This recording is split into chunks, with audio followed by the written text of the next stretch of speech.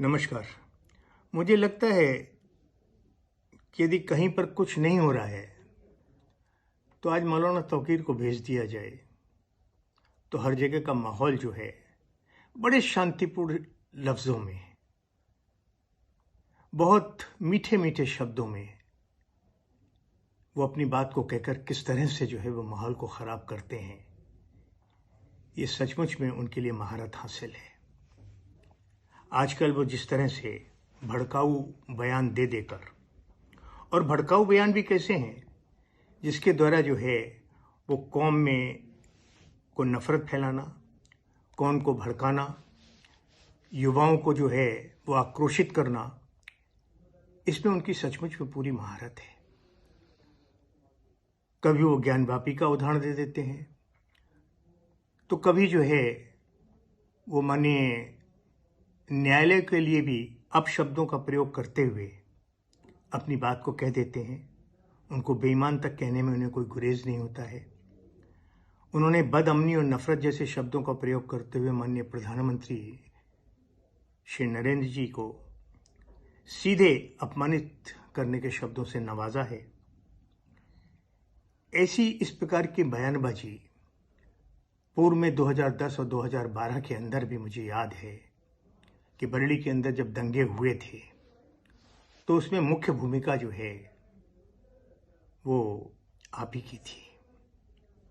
मैं इस परिप्रेक्ष्य में मौलाना तौकीर और उनकी मानसिकता रखने वाले लोगों को एक बात बहुत स्पष्ट रूप से कहना चाहता हूँ। आज जेल भरो आंदोलन करो, किसी को कोई आपत्ति नहीं। आप सरकार के खिलाफ विपक्ष का रोल निभाएं, खूब निभाएं, हमें कोई आपत्ति नहीं। परंतु इस सब की आड़ में माहौल को बिगाड़ने की कोशिश करना, ये बिल्कुल मत भूलिए कि हर क्रिया की प्रतिक्रिया होती है। भारत में आज भी बहुसंख्यक समाज जो है वो हिंदू है। हमने कभी भी संविधान के विरुद्ध, हमने कभी भी न्यायालय के विरुद्ध कार्य नहीं किया। अगर रामलला का आज भव्य मंदिर बना तो इतने वर्ष इसलिए लगे कि हमने न्यायालय के प्रतीक्षा की, उनके आदेश की प्रतीक्षा की। हम ज्ञानवापी में भी कुछ कर सकते थे, लेकिन हम नहीं कर रहे हैं। प्रत्यक्ष उदाहरण है, वहां पर प्रत्यक्ष जो है वो भगवान के अवशेष तोड़ के डाले गए हैं, देख रहे हैं। लेकिन नहीं, ये बहुसंख्यक समाज जो है वो बहुत स्पष्ट मानसिकता रखता है, वो भाईचारे की मानसिकता रखता है, उसकी गंगा जमुना संस्कृति को जो है वो पालन करता है। लेकिन माननीय तौकीर साहब क्यों इस तरह की बातें करते हैं, ये मेरी समझ के परे है।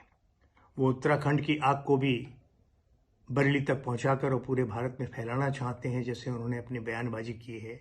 ये उचित नहीं है। मैं स्पष्ट करना चाहता हूं कि 2010 और 12 के दंगे, जिसके अंदर माननीय न्यायालय ने